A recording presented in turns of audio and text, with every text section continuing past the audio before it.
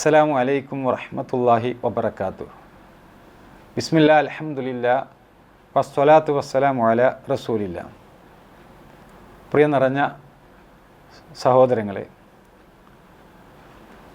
ഈ ദുനിയാവിൽ നമ്മൾ ജീവിക്കുമ്പോൾ ചില നിയമങ്ങളൊക്കെ പാലിക്കൽ അനിവാര്യമാണ്. നിയമങ്ങളെന്ന് പറയുമ്പോൾ രണ്ട് രൂപത്തിലുള്ള നിയമങ്ങളുണ്ട്. ഒന്ന് ഭൗതികമായിട്ടുള്ള നിയമങ്ങളാണ് എങ്കിൽ മറ്റേത് മതവുമായി ബന്ധപ്പെട്ടുകൊണ്ട് ആത്മീയമായിട്ടുള്ള നിയമങ്ങളാണ് എന്ന് നമുക്ക് പറയാം. അതായത് ഒന്ന് നിയമനിർമ്മാണം നടത്തിയിട്ടുള്ളത് മനുഷ്യനാണ് എങ്കിൽ രണ്ടാമത്തേത് വിശ്വാസപ്രകാരം അവിടെ നിയമം കൊണ്ടുവന്നിട്ടുള്ളത് അത് ദൈവമാണ് എന്നർത്ഥം. ദൈവികമായിട്ടുള്ള നിയമങ്ങൾ നമ്മൾ അനുസരിക്കുമ്പോൾ ആ വിഷയത്തിൽ ചില പ്രധാനപ്പെട്ട ഘടകങ്ങളുണ്ട്. ഒന്ന്, അത് അനുസരിക്കുന്നത് പുണ്യം ലഭിക്കാൻ വേണ്ടിയിട്ടാണ്. മരണാനന്തരമുള്ള ജീവിതത്തിൽ അവിടെ വിജയം പ്രാപിക്കാൻ വേണ്ടിയിട്ടാണ് നമ്മൾ നിയമങ്ങൾ അനുശാസിക്കുന്നത്. ആ നിയമങ്ങൾ നമ്മൾ ഫോളോ ചെയ്യുന്ന വിഷയങ്ങളിൽ വീഴ്ചകൾ സംഭവിച്ചു കഴിഞ്ഞാൽ അതിൻ്റേതായിട്ടുള്ള പ്രത്യാഘാതങ്ങൾ അനുഭവിക്കേണ്ടി വരും എന്നുള്ളത് ഒരു മതവിശ്വാസി ഉറച്ചു വിശ്വസിക്കുന്ന ഒരു കാര്യമാണ്. ഈ ഒരു പരിപ്രേക്ഷ്യത്തിൽ നിന്നുകൊണ്ട് നമ്മുടെ നാട്ടിൽ ഇന്ന് നമ്മൾ നേരിടുന്ന വലിയ ഒരു വെല്ലുവിളിയായിട്ടുള്ള ലഹരിയുമായി ബന്ധപ്പെട്ട വിഷയം ചർച്ച ചെയ്യുകയാണ് എങ്കിൽ അതിൻ്റെ ഇസ്ലാമികമായിട്ടുള്ള കോണുകളിലൂടെ നമ്മൾ ആ വിഷയത്തെ സമീപിച്ചാൽ എന്താണതിന് നമുക്ക് പറയാനുള്ളത് എന്ന വിഷയം വളരെ ഗൗരവം അറിയിക്കുന്ന ഒരു ചർച്ചയായിട്ടാണ് ഈ ഉള്ളവന് കാണുന്നത്. ഇസ്ലാമികമായിട്ട് പറയുകയാണ് എങ്കിൽ ഒരു പൗരൻ്റെ 5 കാര്യങ്ങൾ സംരക്ഷിക്കൽ നിർബന്ധമാണ്. അഥവാ ഒരു ഇസ്ലാമിക ഭരണകൂടം ഭരണം നിർവഹിക്കുന്നുണ്ട് എങ്കിൽ ഒരു പൗരനുമായി ബന്ധപ്പെട്ടുകൊണ്ട് അവൻ്റെ 5 കാര്യങ്ങൾ ആ ഗവൺമെൻറ് സംരക്ഷിക്കണം എന്നുള്ളതാണ്. ഒന്ന്, അവൻ്റെ ബുദ്ധി സംരക്ഷിക്കണം. 2, അവൻ്റെ ശരീരം സംരക്ഷിക്കണം. 3, അവൻ്റെ സമ്പത്ത് സംരക്ഷിക്കണം. 4, അവൻ്റെ അഭിമാനം സംരക്ഷിക്കണം. 5, അവൻ്റെ മതം സംരക്ഷിക്കണം. ഈ ഏതെങ്കിലും ഒരു വിഷയത്തിൽ ഇവിടെ എണ്ണിപ്പറഞ്ഞ 5 കാര്യങ്ങളിൽ ഏതെങ്കിലും ഒരു വിഷയത്തിൽ അവിടെ അത് സമൂഹത്തിനോ സ്വന്തത്തിനോ ഹാനികരമാകുന്ന എന്തെങ്കിലും ഒരു കാര്യമുണ്ട് എങ്കിൽ അത് ഇസ്ലാമിക വീക്ഷണകോണിൽ നോക്കുമ്പോൾ കർമ്മശാസ്ത്ര പണ്ഡിതന്മാർ അതിനെ ഒന്നുകിൽ ഹറാമായിട്ട് പറയും, അതല്ലെങ്കിൽ അത് മക്രൂഹായിട്ട് പറയും. അഥവാ നിഷിദ്ധമായിട്ടുള്ളൊരു കാര്യമാണ്, ചെയ്യാൻ പാടില്ല. അതല്ലെങ്കിൽ വെറുക്കപ്പെട്ടിട്ടുള്ള ഒരു കാര്യമാണ്, അത് ഉപേക്ഷിക്കേണ്ടതാണ് എന്ന മതവിധി കൊടുക്കാറുണ്ട്. ഇവിടെയാണ് ലഹരിയുമായി ബന്ധപ്പെട്ട വിഷയം നമ്മൾ ചർച്ച ചെയ്യുമ്പോൾ പരിശുദ്ധ ദീനിലുള്ള മഖാസിദു ശരിയ അഥവാ ദീനിൻ്റെ ശരീഅത്തിൻ്റെ അടിസ്ഥാന ലക്ഷ്യവുമായി ബന്ധപ്പെട്ടുകൊണ്ട് ഇവിടെ എടുത്തു പറഞ്ഞ ഈ 5 കാര്യങ്ങൾ അത് ലഹരിയിലേക്ക് ചേർത്തുകൊണ്ട് നമ്മളൊന്ന് മനസ്സിലാക്കി നോക്കൂ. ബുദ്ധിയെ ബാധിക്കുന്നതാണോ ഈ ലഹരി? ഇന്ന് നമ്മൾ കണ്ടുകൊണ്ടിരിക്കുന്ന കഞ്ചാവ് പോലെയുള്ള, കറുപ്പ് പോലെയുള്ള, MDMA പോലെയുള്ള സിന്തറ്റിക് ഡ്രഗ് ഉപയോഗിച്ചാലുണ്ടാകുന്ന ബുദ്ധിപരമായിട്ടുള്ള ഭ്രംശം ഞാൻ ഏറെ വിശദീകരിക്കേണ്ട ആവശ്യമില്ല. എൻ്റെ ശ്രോതാക്കൾ ഇതിനകം അതിൻ്റെ ഭയാനകതയെക്കുറിച്ച് മനസ്സിലാക്കി കഴിഞ്ഞു. ബുദ്ധി മരവിക്കാത്ത ആർക്കാണ് സ്വന്തം മാതാപിതാക്കളെ അതല്ലെങ്കിൽ ബന്ധുമിത്രാദികളെ കൊലപ്പെടുത്താൻ സാധിക്കുക എന്ന് പറയുമ്പോൾ അവിടെ തന്നെ ഞെട്ടലോട് കൂടിയിട്ടാണ് നമ്മളെല്ലാവരും ഇത് കേൾക്കുന്നത്. ഒരു സാധാരണ ബുദ്ധിയുള്ള ഒരു വ്യക്തി ഒരിക്കലും ചെയ്യാത്ത കാര്യങ്ങളാണ് ഇന്ന് നമ്മൾ കണ്ടുകൊണ്ടിരിക്കുന്നത്, ഇന്ന് നമ്മൾ കേട്ടുകൊണ്ടിരിക്കുന്നത്. അവിടെ ബുദ്ധിയെ സാരമായിട്ട് ബാധിക്കുന്നുണ്ട് എന്ന് നമുക്ക് തീർച്ചയായിട്ടും പറയാൻ സാധിക്കും. ആധുനിക ലോകത്തെ ഈ വിഷയസംബന്ധമായിട്ട് ചർച്ച ചെയ്യുന്ന വിദഗ്ധരായിട്ടുള്ള വിശഗ്ധരന്മാർ അവർ തന്നെ സമ്മതിക്കുന്ന ഒരു കാര്യമാണ് തലച്ചോറിനുള്ളിൽ നടക്കുന്ന പല രാസപ്രവർത്തനങ്ങൾ MDMA പോലെയുള്ള സിന്തറ്റിക് ഡ്രഗ് ഉപയോഗിക്കുമ്പോൾ അതിഭീകരമായിട്ടുള്ള പ്രത്യാഘാതങ്ങൾ തലച്ചോറിനകത്ത് ഉണ്ടാക്കുന്നുണ്ട് എന്നുള്ളത്. അപ്പോൾ ബുദ്ധിയെ ബാധിക്കുന്ന ഒരു വിഷയമാണ് എന്ന് നമുക്ക് ഉറപ്പിച്ച് പറയാൻ സാധിക്കുന്നു. അതോടൊപ്പം തന്നെ നമ്മൾ മനസ്സിലാക്കേണ്ട ഒരു സംഗതിയാണ്, ഇത് സമ്പത്തിനെ ബാധിക്കുന്ന ഒരു വിഷയമാണ്. ധാരാളക്കണക്കിന് സമ്പത്ത്, നമ്മുടെ കൈകളിലുള്ള സമ്പത്ത് അതെല്ലാം ഉപയോഗപ്പെടുത്തിക്കൊണ്ട് ഈ രൂപത്തിലുള്ള ലഹരി പദാർത്ഥങ്ങൾ വാങ്ങിക്കുമ്പോൾ സാധാരണ മുൻകാലങ്ങളിലൊക്കെ പുകവലിയുമായി ബന്ധപ്പെട്ടുകൊണ്ട് വിദഗ്ധർ പറയാറുണ്ട്, ലോകത്തുള്ള എല്ലാ ആളുകളും അവർ വലിച്ചുവിടുന്ന ആ ഒരു പുക അതുമാത്രമൊന്ന് മാറ്റിവെച്ച് കഴിഞ്ഞാൽ ലോകത്ത് പട്ടിണി ഉണ്ടാവുകയില്ല എന്നാണ് പറയപ്പെടുന്നത്. നമ്മളൊന്ന് ആലോചിച്ചു നോക്കി, അതൊക്കെ മാറി. നമ്മൾ പുകവലിയുടെ ചർച്ച മാറി, മദ്യപാനത്തിൻ്റെ ചർച്ച മാറി, കഞ്ചാവിൻ്റെയും അതുപോലെ തന്നെ കറുപ്പിൻ്റെയും ഒക്കെ ചർച്ചകൾ മാറി. MDMA പോലെയുള്ള സിന്തറ്റിക് ഡ്രഗ് ഉപയോഗിക്കുന്നതുമായി ബന്ധപ്പെട്ടുകൊണ്ടുള്ള ചർച്ചയാണ്. അവിടെ എന്തുമാത്രം സമ്പത്താണ് ഈ അനാവശ്യമായിട്ടുള്ള നമ്മളെ ബുദ്ധിയെ കേടാക്കുന്ന, ശരീരങ്ങളെ കേടാക്കുന്ന, നമ്മളുടെ കുടുംബ ബന്ധങ്ങളെ തകർത്ത് കളയുന്ന ഈ ഒരു വിഷയം അല്ലെങ്കിൽ ഈ ഒരു പദാർത്ഥം വാങ്ങിക്കുന്നതിന് വേണ്ടി ആളുകൾ ചെലവഴിക്കുന്നത് എന്ന് ഗൗരവം നമ്മൾ മനസ്സിലാക്കേണ്ട ഒരു കാര്യമാണ്. അപ്പം അവിടെ നമുക്ക് ഉറപ്പിച്ച് പറയാൻ സാധിക്കുന്നു, ഈ സമ്പത്ത് നമ്മളെ സംബന്ധിച്ചിടത്തോളം അതിനെ ബാധിക്കുന്ന ഒരു വിഷയമാണ്. ഒരു പൗരൻ്റെ സമ്പത്തിനെ ബാധിക്കുന്ന വിഷയമാണ് ലഹരി പദാർത്ഥം ഉപയോഗിക്കൽ. മൂന്നാമത്തേത് നമ്മുടെ ശരീരത്തെ ബാധിക്കുന്നുണ്ടോ എന്ന്. ശരീരവുമായി ബന്ധപ്പെട്ടുകൊണ്ട് എല്ലാ ആളുകളും പറയും, അതായത് cigarette smoking is injurious to health എന്ന് എഴുതപ്പെട്ട ലേബലിലുള്ള സാധനമാണ് ആളുകൾ വാങ്ങിക്കുന്നത്. അവിടെ തന്നെ അത് മുദ്രയോട് കൂടിയിട്ട് നമുക്ക് നൽകുകയാണ്, ഇത് ശരീരത്തിന് ഹാനികരമാണ് എന്ന്. പക്ഷേ താൽക്കാലിക സുഖം നേടിക്കൊണ്ട് ആ താൽക്കാലിക സുഖം നേടിയെടുക്കാൻ വേണ്ടിയിട്ട് ആളുകൾ അത് പണം ചെലവഴിക്കാൻ വേണ്ടിയിട്ട്, ശരീരത്തെ കേടുവരുത്താൻ വേണ്ടിയിട്ട് തയ്യാറാകുന്ന കാഴ്ചയാണ്. ഇതേപോലെ തന്നെയാണ് കഞ്ചാവിൻ്റെ അവസ്ഥ, ഇതേപോലെ തന്നെയാണ് മറ്റ് ലഹരി പദാർത്ഥങ്ങളുടെ അവസ്ഥ. അതിൽ ഏറ്റവും ഭീകരമായിട്ട് വിശേഷിപ്പിക്കേണ്ട ഒന്നാണ് MDMA പോലെയുള്ള സിന്തറ്റിക് ഡ്രഗ്. ഈ വിഷയത്തിൽ വിദഗ്ധരായിട്ടുള്ള ആളുകൾ പറയുന്നുണ്ട്, ഒരു വ്യക്തി 3 വർഷത്തോളം തുടർച്ചയായിക്കൊണ്ട് MDMA പോലെയുള്ളത് ഉപയോഗിക്കുകയാണ് എങ്കിൽ, അതായത് അവരുടെ ലൈഫ് എക്സ്പെക്റ്റൻസി അത് 5 വർഷത്തിൻ്റെയോ 10 വർഷത്തിൻ്റെയോ ഉള്ളിലേക്ക് ചുരുങ്ങി വരുമെന്ന്. അതായത് സ്ഥിരമായിട്ട് 3 വർഷത്തോളം MDMA എന്ന് പറയുന്ന ഈ ഒരു ലഹരി പദാർത്ഥം ഉപയോഗിച്ചാൽ അവനെ സംബന്ധിച്ചിടത്തോളം അവൻ്റെ ലൈഫ് എക്സ്പെക്റ്റൻസി 5 വർഷമോ 10 വർഷമോ അതിൻ്റെ ഉള്ളിലായിക്കൊണ്ട് അവൻ്റെ ഏതെങ്കിലുമൊക്കെ അവയവങ്ങൾക്ക് കേടുവന്ന് അവൻ മരിച്ചു പോകുമെന്ന്. പക്ഷെ ഇതറിഞ്ഞുകൊണ്ടും അതിൻ്റെ സുഖമനുഭവിക്കാൻ വേണ്ടിയിട്ട് അത് ഉപയോഗിക്കുന്ന ആളുകളെ നമുക്ക് കാണാൻ സാധിക്കുന്നു. ഇതേപോലെ ഗൗരവമായിട്ട് ബാധിക്കുന്ന ഒരു വിഷയമാണ് നമ്മളുടെ അഭിമാനമെന്ന് പറയുന്നത്. അറബിയിൽ നെസ്ൽ എന്നാണ്. അതായത് നമ്മളുടെ അഭിമാനമെന്ന് പറയുമ്പോൾ നമ്മളുടെ കുടുംബവുമായി ബന്ധപ്പെട്ടുകൊണ്ടുള്ള പരമ്പരയിലേക്ക് ചേർത്തുകൊണ്ടാണ് ഈ അഭിമാനത്തെ ഇസ്ലാം ചർച്ച ചെയ്യുന്നത്.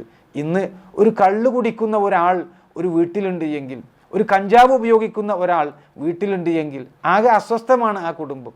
ഒരു ഭാര്യയെ സംബന്ധിച്ച് ഭർത്താവ് കള്ള് കുടിച്ചുകൊണ്ടാണ് വീട്ടിലേക്ക് വരുന്നത് എങ്കിൽ സമാധാനപരമായിട്ടുള്ള ഒരു അന്തരീക്ഷം ആ വീട്ടിൽ നഷ്ടപ്പെട്ടു പോകുന്നുണ്ട് എന്നുള്ളത് ഒരു യാഥാർത്ഥ്യമാണ്. ഇതേപോലെ തന്നെയാണ് മറ്റ് സാമഗ്രികളൊക്കെ. അതായത് ലഹരി തേടിപ്പോകുന്ന മനുഷ്യൻ അവൻ ഉപയോഗിക്കുന്ന ലഹരി പദാർത്ഥങ്ങൾ അതൊന്നും നമുക്ക് സമാധാനം നൽകുന്നതല്ല എന്ന് എല്ലാ ആളുകൾക്കും അറിയാം. പക്ഷെ എന്താണ് അതിൽ അനുഭവിക്കേണ്ടി വരുന്ന അഭിമാനവുമായി ബന്ധപ്പെട്ട വിഷയം? ഞാൻ കുറച്ചു കാലം ഒരു ഡി അഡിക്ഷൻ സെൻറ്ററിൽ കൗൺസിലറായിട്ട് സർവീസ് ചെയ്തിട്ടുണ്ട്. അവിടെ ഒരു അനുഭവം ഉണ്ടായിട്ടുണ്ട്. ഒരു വൃദ്ധനായിട്ടുള്ള ഒരു മനുഷ്യൻ കരഞ്ഞുകൊണ്ട് ആ ഡി അഡിക്ഷൻ സെൻറ്ററിലേക്ക് കയറി വരികയാണ്. എന്താണ് അദ്ദേഹം പറയണത്? എനിക്ക് പറ്റിപ്പോയി എന്നാണ്. അതായത് അദ്ദേഹം സ്വന്തം മകളെ കയറി പിടിക്കുന്ന രംഗമുണ്ടായി. അയാളെ സംബന്ധിച്ചിടത്തോളം അയാളുടെ ഓർമ്മ നശിച്ചുകൊണ്ട് എന്താണ് താൻ ചെയ്യുന്നത് എന്നുള്ളതിനെക്കുറിച്ച് സാമാന്യമായിട്ടുള്ള ഒരു ബോധം നഷ്ടപ്പെട്ടതുകൊണ്ട് സ്വന്തം മകളെ കയറി പിടിക്കുന്ന അവസ്ഥയുണ്ടായി. പക്ഷേ ഇൻസെസ്റ്റ് പോലെയുള്ള, അതായത് രക്തബന്ധമുള്ള ആളുകളുമായിട്ട് ലൈംഗിക വേഴ്ച നടത്തുന്ന ഒരു കാര്യം ഏറ്റവും കൂടുതൽ ഇന്ന് അധികരിച്ചു കൊണ്ടിരിക്കുന്നത് പാശ്ചാത്യ ലോകത്താണ് എന്നൊക്കെ പഠനങ്ങൾ പറയുന്നുണ്ട്. പക്ഷേ നമ്മുടെ നാട്ടിലുമൊക്കെ ഈ രൂപത്തിലുള്ള കാര്യങ്ങൾ നടന്നു വരുന്നു. അതൊന്നും വെളിയിലേക്ക് ആ രൂപത്തിലേക്ക് പ്രചരിക്കപ്പെടുന്നില്ല. എന്താണ് അതിൻ്റെ അടിസ്ഥാന കാരണം?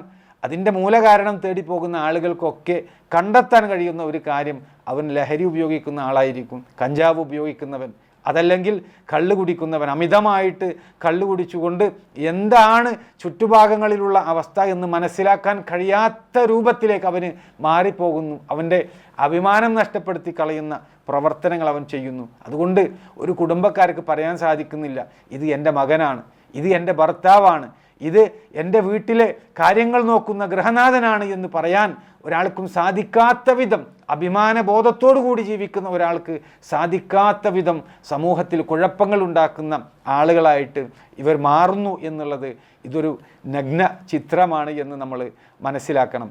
ഇതേപോലെ തന്നെ ഒരു വ്യക്തിയുടെ മതബോധത്തെ ബാധിക്കുന്ന ഒരു വിഷയമാണ്. മതത്തെ ബാധിക്കുക എന്ന് പറയുമ്പോൾ ആത്മീയമായിട്ട് സദാചാരം കൽപ്പിച്ചുകൊണ്ട് നാട്ടിൽ നന്മകൾ പ്രചരിപ്പിക്കാൻ വേണ്ടിയിട്ട് അതിൽ മുൻകൈയെടുക്കേണ്ട ആളുകളാണ് മതവിശ്വാസമുള്ള ആളുകൾ. പക്ഷേ ആ ഒരു വിഷയത്തിൽ മതബോധം നഷ്ടപ്പെടുത്തി കളയുന്ന എന്ന് പറയുമ്പോൾ തിന്മയിൽ അധിഷ്ഠിതമായിട്ടുള്ള കാര്യങ്ങൾ ചെയ്യാൻ വേണ്ടിയിട്ടുള്ള പ്രേരണകൾ അധികമായിട്ട് നൽകുന്നത് ലഹരി പദാർത്ഥങ്ങൾ ഉപയോഗിക്കുന്നത് വഴി സംഭവിക്കുന്ന കാര്യങ്ങളാണ് എന്ന്. പക്ഷേ ഈ 5 കാര്യങ്ങൾ നമ്മളൊന്ന് ആലോചിച്ച് നോക്കൂ. ഞാൻ ആ തുടക്കത്തിൽ പറഞ്ഞു, ഈ 5 കാര്യങ്ങളെയും ബാധിക്കുന്ന, അതായത് നമ്മുടെ ബുദ്ധിയെ ബാധിക്കുന്ന, നമ്മുടെ ശരീരത്തെ ബാധിക്കുന്ന, നമ്മുടെ സമ്പത്തിനെ ബാധിക്കുന്ന, നമ്മുടെ അഭിമാനത്തെ ബാധിക്കുന്ന, അതുപോലെ തന്നെ ഒരാളുടെ മതത്തെ ബാധിക്കുന്ന കാര്യങ്ങളാണ് എങ്കിൽ അത് സമൂഹത്തിൽ ആ ഒരു കാര്യം ചെയ്യൽ അത് നിഷിദ്ധമാണ്, ഹറാമാണ് എന്ന് ഇസ്ലാം പഠിപ്പിക്കുമ്പോൾ ഈ 5നെയും ബാധിക്കുന്ന ഒരു കാര്യമാണ് യഥാർത്ഥത്തിൽ ലഹരി ഉപയോഗിക്കുന്ന കാര്യം എന്ന് നമ്മൾ മനസ്സിലാക്കണം. അതുകൊണ്ടാണ് ഇസ്ലാമിക ഗവൺമെൻറ്, ഇസ്ലാമിക ഭരണകൂടം ഈ 5 കാര്യങ്ങൾ ചെയ്യുന്ന, പ്രത്യേകിച്ച് ഞാൻ നേരത്തെ സൂചിപ്പിച്ച സിന്തറ്റിക് ഡ്രഗ് പോലെയുള്ള, ബ്രൗൺ ഷുഗർ പോലെയുള്ള കാര്യങ്ങളൊക്കെ ഉപയോഗപ്പെടുത്തുന്ന ആളുകളെ പിടികൂടി കഴിഞ്ഞാൽ ഒരു ഇസ്ലാമിക ഭരണമുള്ള രാജ്യത്ത് ഒരു ക്യാപിറ്റൽ പണിഷ്മെൻ്റാണ് അവർക്ക് കൊടുക്കുന്നത്. അത് മറ്റു ലഹരി ഉണ്ടാക്കുന്ന ഒരു വ്യക്തിയെ സംബന്ധിച്ച് നബി സല്ലല്ലാഹു അലൈഹി വസല്ലമ പറഞ്ഞതുപോലെ കുല്ലു മുസ്കരിൻ ഹറാം, എല്ലാ ലഹരി ഉണ്ടാക്കുന്നതും നിഷിദ്ധമാണ് എന്ന് പറഞ്ഞിരുന്നു. അതുപോലെ അങ്ങനെ ലഘുവായി കാണുന്ന ചില ലഹരി പദാർത്ഥങ്ങളുണ്ട് ഇന്ന്. അതേപോലെ തന്നെ വളരെ ഗൗരവത്തോടു കൂടി കാണുന്ന ലഹരി പദാർത്ഥങ്ങളുണ്ട്. ഇവിടെ ഞാൻ സൂചിപ്പിച്ച അത്യധികം അപകടകരമായിട്ടുള്ള MDMA പോലെയുള്ള വസ്തുക്കൾ, അതിൽ ഡ്രഗ് ട്രാഫിക്കിംഗ് ആയിട്ട് വർക്ക് ചെയ്യുന്ന ആളുകളെ കിട്ടിക്കഴിഞ്ഞാൽ ക്യാപിറ്റൽ പണിഷ്മെൻ്റാണ് അവർ നൽകുന്നത്. അതിൻ്റെ അടിസ്ഥാനം ഇതാണ്. ഒരു വ്യക്തിയുടെ 5 പ്രധാനപ്പെട്ട, ഒരു പൗരൻ്റെ സംരക്ഷിക്കപ്പെടേണ്ട 5 പ്രധാനപ്പെട്ട കാര്യങ്ങളെയും ഇല്ലാതെയാക്കാൻ വേണ്ടി സമൂഹത്തിൽ എതിരാളികളായിട്ടുള്ള, ഒരു രാഷ്ട്രത്തിൻ്റെ എതിരാളികളായിട്ടുള്ള ആളുകൾ പടച്ചുവിടുന്ന ഒരു കാര്യമാണ് യഥാർത്ഥത്തിൽ ഒരു രാജ്യത്തെ നശിപ്പിക്കാൻ, ഒരു തലമുറയെ നശിപ്പിക്കാൻ, യുവാക്കളുടെ പ്രവർത്തനക്ഷമതയെ ഇല്ലാതെയാക്കാൻ വേണ്ടിയിട്ട് ഇന്ന് പരിശ്രമിക്കുന്ന ഒരു കാര്യമാണ് യഥാർത്ഥത്തിൽ എതിരാളികളായിട്ടുള്ള ആളുകൾ ഉപയോഗപ്പെടുത്തുന്ന ഒരു ടൂളാണ് യഥാർത്ഥത്തിൽ ഈ പറഞ്ഞ MDMA പോലെയുള്ള വസ്തുക്കൾ. അത് തിരിച്ചറിയേണ്ട ആളുകളാണ് നമ്മളെല്ലാവരും. ഈ സമൂഹം അത് മനസ്സിലാക്കിക്കൊണ്ട് ഒരുമിച്ച് ക്കേണ്ട ആളുകളാണ് ഇതില്ലായ്മ ചെയ്യാൻ വേണ്ടിയിട്ട്. അവിടെയാണ് നമ്മൾ മനസ്സിലാക്കേണ്ടത്. ജനങ്ങളെ യഥാർത്ഥത്തിൽ ഒരു ഡച്ച് കറേജ് പിടികൂടിയിട്ടുണ്ട്. എന്താ ഈ ഡച്ച് കറേജ്? അതായത് സധൈര്യം കാര്യങ്ങൾ വെട്ടിത്തുറന്ന് പറയാൻ, സത്യം എന്താണോ അതുപോലെ തന്നെ ധർമ്മം എന്താണോ ആ വക വിഷയങ്ങൾ തുറന്നു പറയാൻ വേണ്ടിയിട്ട് ഭയമുള്ള ആളുകൾക്ക് ഒരു ധൈര്യം നൽകുന്ന രൂപത്തിൽ ഒരു ലഹരി ഉപയോഗിക്കുന്നതിനാണ് ഡച്ച് കറേജ് എന്ന് പറയുക. മദ്യം കഴിച്ചു കഴിഞ്ഞാൽ ചില കാര്യങ്ങൾ തുറന്ന് സംസാരിക്കാൻ സാധിക്കും, അതില്ല എങ്കിലോ ഉൾവലിഞ്ഞുകൊണ്ട് ജീവിക്കുന്ന അവസ്ഥയുണ്ടാകും. ഇതൊക്കെ ഒരു വ്യക്തിയുടെ വ്യക്തിത്വത്തെ സാരമായിട്ട് ബാധിക്കുന്ന ഒരു വിഷയമാണ്. ഒരു ഉദാഹരണം സാധാരണ പറയാറുണ്ട്. 3 ആളുകൾ സമ്പത്ത് നൽകാനുള്ള ഒരാൾ അന്വേഷിച്ചു പോകാം. അതായത് കടം വാങ്ങിയിട്ടുള്ള ഒരാളിൽ നിന്ന് പൈസ തിരികെ വാങ്ങാൻ വേണ്ടിയിട്ട് പോകുക. എന്താ പോകുന്ന 3 ആളുകളുടെയും അവസ്ഥ? ഒരാൾ നന്നായിട്ട് കഞ്ചാവ് വലിക്കുന്ന ആളാണ്, ഒരാൾ നന്നായിട്ട് കറുപ്പ് ഉപയോഗിക്കുന്ന ആളാണ്, ഒരാൾ നന്നായിട്ട് മദ്യപിക്കുന്ന ആളാണ്. ഈ 3 ആളുകളും കൂടി പോകുമ്പോൾ അവിടെ ആദ്യം കഞ്ചാവ് കറുപ്പ് ഉപയോഗിക്കുന്ന വ്യക്തി അവിടെ പറയുകയാണ്, നമ്മൾ ആ വീടിൻ്റെ മുമ്പിലേക്ക് എത്തി അയാളെ വാതിലൊക്കെ ഒന്ന് മുട്ടി, അയാൾ തുറക്കണില്ല. അപ്പോൾ കറുപ്പ് ഉപയോഗിക്കുന്ന ആളുകളുടെ ഒരു അവസ്ഥ ഉൾവലിഞ്ഞുകൊണ്ട് വളരെയധികം ഇങ്ങനെ വിശ്രമിച്ചുകൊണ്ട് ശാന്തമായിട്ടിരിക്കാനാണ് അവർ ആഗ്രഹിക്കുക. അപ്പോൾ അവർ പറയും, നമ്മൾ ഇവിടെ ഇരിക്കാം, നമ്മൾ നേരം വെളുത്തു കഴിഞ്ഞാൽ അവർ പുറത്തു വരും, അപ്പോൾ അവരോട് ചോദിക്കാം എന്നൊക്കെ രൂപത്തിലാണ് അയാളുടെ സംസാരം. മദ്യം ഉപയോഗിക്കുന്ന ആളോ അയാൾ ആക്രോശിച്ചുകൊണ്ട് ചവിട്ടി വാതിൽ തുറന്നുകൊണ്ട് അതിൻ്റെ ഉള്ളിലുള്ള ആളെ പിടിച്ച് പുറത്തേക്ക് കൊണ്ടുവരണം, എന്നിട്ട് നമുക്ക് ആ പണം വാങ്ങണമെന്ന് പറഞ്ഞുകൊണ്ട് വളരെ ഭീകരമായിട്ടുള്ള ഒരു സ്വഭാവം പുറത്തേക്ക് പ്രകടിപ്പിക്കുകയാണ് മദ്യപാനി ചെയ്യുന്നത്. 3-മത്തെ ആൾ കഞ്ചാവിൻ്റെ ആളാണ്, ഹാലൂസിനേഷൻ്റെ ആളാണ്. അയാൾ ആ വ്യക്തികളോട്, 2 സുഹൃത്തുക്കളോട് പറയാം, ഞാനൊന്ന് നോക്കട്ടെ. എന്നിട്ട് ആ വീടിൻ്റെ ആ വാതിൽക്കൽ അവിടെ ആ താക്കോലിടുന്ന ആ ദ്വാരമുണ്ട്, അതിൻ്റെ ഉള്ളിലൂടെ ആ വീടിൻ്റെ ഉള്ളിലേക്ക് എത്തി നോക്കിയിട്ട്, ആ വീടിൻ്റെ ഉള്ളിലേക്ക് നോക്കിയിട്ട് അദ്ദേഹം പറയാണ്, നിങ്ങൾ ഈ വാതിൽ ചവിട്ടി പൊളിക്കേണ്ട ആവശ്യമില്ല, അതുപോലെ തന്നെ ഇവിടെ ഇരിക്കേണ്ട ആവശ്യമില്ല. ഇത് കണ്ട വലിയ ഒരു ദ്വാരമാണ് ഇത്. ഇതിൻ്റെ ഉള്ളിലൂടെ നമുക്ക് കാലെടുത്ത് വെച്ചുകൊണ്ട് അതിൻ്റെ ഉള്ളിലേക്ക്, ആ വീടിൻ്റെ ഉള്ളിലേക്ക് വളരെ സുഖമായിട്ട് പ്രവേശിക്കാൻ സാധിക്കുമെന്ന്. കാരണം അദ്ദേഹം കഞ്ചാവാണ്, ഹാലൂസിനേഷനാണ് അദ്ദേഹത്തിൻ്റെ അവസ്ഥ. ഇല്ലാത്തത്, ഉണ്മയിലില്ലാത്തത് ഉള്ളതുപോലെ തോന്നിപ്പിക്കുന്ന അവസ്ഥ. ഇതൊക്കെ യഥാർത്ഥത്തിൽ ഈ 3 സ്വഭാവത്തിൻ്റെ ചില വകഭേദങ്ങളാണ് എന്നുള്ളത് നമുക്ക് മനസ്സിലാക്കാൻ സാധിക്കും. പക്ഷേ ഈ വകഭേദങ്ങൾ ഉണ്ടാക്കിയെടുക്കുന്ന ആ ത്രില്ല് ഏതാണ്? അത് വ്യത്യസ്തങ്ങളായിട്ടുള്ള ലഹരി പദാർത്ഥങ്ങളാണ്. ഇതിനെയൊക്കെ കവച്ചു വെക്കുന്ന രൂപത്തിൽ എന്തും എവിടെയും എങ്ങനെയും ചെയ്യാൻ സാധിക്കുന്ന രൂപത്തിൽ MDMA ഉപയോഗിക്കുന്ന ആളുകൾ മാറിപ്പോയിരിക്കുന്നു എന്നുള്ളത് വളരെ വേദനയോട് കൂടിയിട്ട് നമ്മൾ മനസ്സിലാക്കുന്നു. ഇതിൻ്റെ പുറകിലൊക്കെ പ്രവർത്തിക്കുന്ന വലിയ റാക്കറ്റുകൾ തന്നെ ഉണ്ട് എന്നുള്ളത് നമ്മൾ തിരിച്ചറിയേണ്ടതുണ്ട്. അവിടെയാണ് നമുക്ക് പറയാനുള്ളത്. ഒരു ഇസ്ലാമികമായിട്ടുള്ള ഒരു രാഷ്ട്രത്തിൽ ഒരു പൗരനെ സംബന്ധിച്ച് ഈ 5ഓളം കാര്യങ്ങൾ സംരക്ഷിക്കപ്പെടണമെന്ന് പറയുമ്പോൾ അതിലേതെങ്കിലും ഒന്നിൽ ന്യൂനതകൾ ഉണ്ടാക്കുന്ന, കുഴപ്പങ്ങൾ ഉണ്ടാക്കുന്ന കാര്യത്തെ നിഷിദ്ധമായിട്ട് പ്രഖ്യാപിക്കാൻ ആവശ്യപ്പെടുന്നുണ്ട് എങ്കിൽ 5നെയും ബാധിക്കുന്ന ഒരു കാര്യത്തെ ക്യാപിറ്റൽ പണിഷ്മെൻറ്റ് നൽകിക്കൊണ്ട് അതിനെ ഒതുക്കി നിർത്താൻ ഇസ്ലാം ആവശ്യപ്പെടുന്നുണ്ട് എങ്കിൽ ഇവിടെ നമ്മുടെ രാജ്യത്ത് ഇത് ഇല്ലായ്മ ചെയ്യാൻ വേണ്ടിയിട്ട് ഭരണകൂടം ശ്രദ്ധിക്കേണ്ട ഒരു പ്രധാനപ്പെട്ട വിഷയം തക്കതായിട്ടുള്ള ഒരു ശിക്ഷ കുറ്റവാളികളായിട്ടുള്ള ആളുകൾക്ക് നൽകാൻ വേണ്ടിയിട്ടുള്ള ഒരു നിയമനിർമ്മാണം നടത്തണമെന്നുള്ളതാണ്. ആ നിയമനിർമ്മാണത്തിൻ്റെ പോരായ്മയാണ് പലപ്പോഴും, അല്ലെങ്കിൽ നിലവിലുള്ള നിയമം ഫലപ്രദമായിട്ടുള്ള രൂപത്തിൽ ഉപയോഗപ്പെടുത്താത്തതിൻ്റെ കാരണമാണ് ഇന്ന് ഇത്തരം കുറ്റകൃത്യങ്ങൾ അത് അധികരിച്ചു വരുന്നത് എന്ന് നമ്മൾ മനസ്സിലാക്കണം. ഒരു റമദാൻ മാസത്തിലൂടെ നമ്മൾ കടന്നു പോകുമ്പോൾ റമദാൻ മാസത്തിലൂടെ നമ്മൾ നേടിയെടുക്കേണ്ട ഒരു ചൈതന്യമായിട്ടൊക്കെ പറയുമ്പോൾ സഹോദരങ്ങളെ, സമൂഹത്തിൽ ഇത്തരം നിലനിൽക്കുന്ന തിന്മകളുമായി ബന്ധപ്പെട്ട വിഷയങ്ങൾ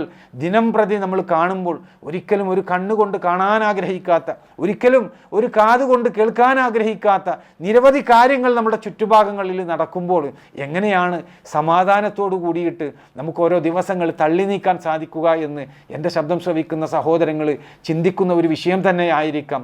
അവിടെ നമ്മൾ മനസ്സിലാക്കേണ്ടതുണ്ട്, നമുക്കൊരു ഉത്തരവാദിത്തമുണ്ട് എന്നുള്ളത്.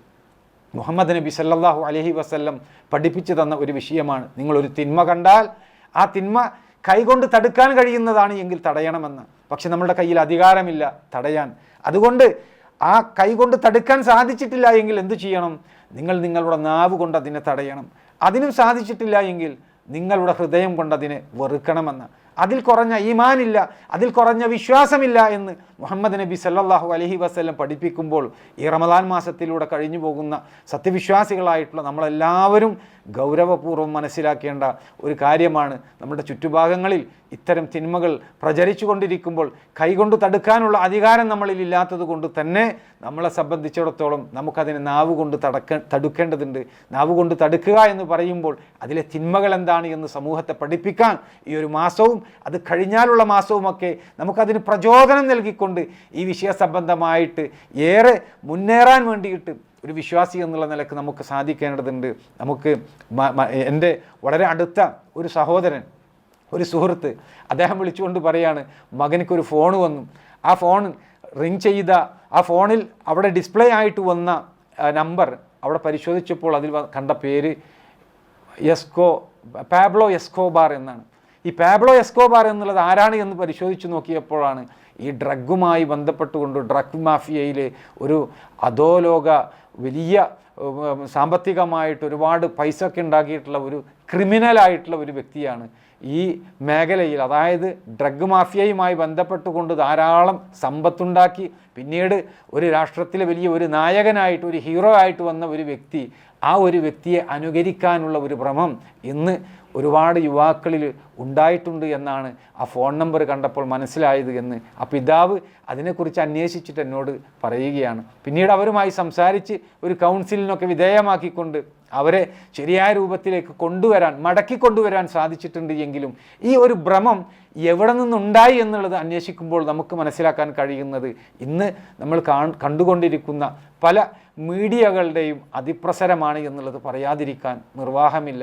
പാബ്ലോ എസ്കോബാറിനെ കുറിച്ച് പല സിനിമകൾ വന്നിട്ടുണ്ട്, ഡോക്യുമെൻ്ററി വന്നിട്ടുണ്ട്. അതൊക്കെ കാണുന്ന ഒരാൾക്ക് ലഹരിയുമായി ബന്ധപ്പെട്ടുകൊണ്ട് പർവ്വതീകരിക്കപ്പെട്ട ഒരു വീരപുരുഷനായിട്ട് അദ്ദേഹത്തെ കാണിക്കുമ്പോൾ അദ്ദേഹം ചെയ്ത, അല്ലെങ്കിൽ അദ്ദേഹം യാത്ര ചെയ്ത വഴിയിലൂടെ ഒരു സാധാരണക്കാരനായിട്ടുള്ള ഒരു വ്യക്തിക്ക് നടന്നു പോകാൻ അദ്ദേഹം കൊതിക്കുന്നുണ്ട് എങ്കിൽ അതിനെ കുറ്റപ്പെടുത്താൻ, അതിനെ തള്ളിപ്പറയാൻ നമുക്ക് എങ്ങനെയാണ് സാധിക്കുക?